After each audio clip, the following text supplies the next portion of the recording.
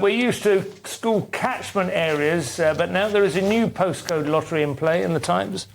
So the Tories are going to stop using hotels in election battlegrounds for migrants. Yeah. Conservative strategists have come up with this. It kind of makes sense. People in areas of Stoke and Wigan, because they want to try and win these seats, all of a sudden they'll realise that their local hotels aren't being... fine. Yeah, they're not... So that's... And the story doesn't seem to say where these immigrants or asylum seekers or whatever they are, the people awaiting processing, where are they going to be put then? Into constituencies that have definitely already fallen to Labour? Yeah. This is the great thing about the BB Stockholm. You can just float it around to you're not going to win. I mean, in part, it's because they are trying to get through the backlog, so there should be fewer people to distribute. Actually, some of the numbers looked relatively promising, like they actually had made some progress. But I think it is worth saying that if they're trying to win your vote by moving the people around so they're not in the hotels, what happens when they don't need your vote in a few months? If they don't need it for 5 years, would you trust them then? Nick, the moving things and people around thing has been the tactics for decades now. It's incredibly cynical. I mean, yeah, just doing it in key election battleground seats. Why not run the whole country for the whole time? You know, it's a crazy idea. Yeah. But they need to get hold of this because 66% of all Britons agree with Suella Braverman that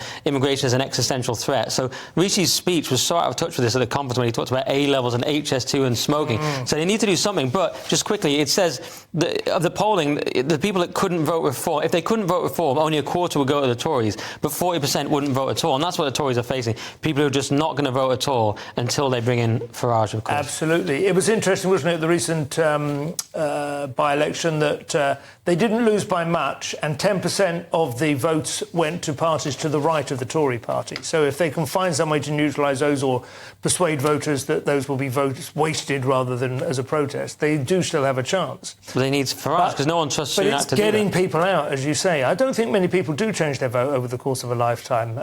I, of course, am intelligent enough to judge every election on its merits, but I think a lot of people are more tribal than that. It's absolutely a question of motivation, which is, of course, was the nature of what was not corruption, but was a great surprise in 2020 in America. It was the postal vote, which enabled a huge slice of the Democratic electorate to have their say, because they wouldn't normally be people who bothered to stand in line. The shut-ins.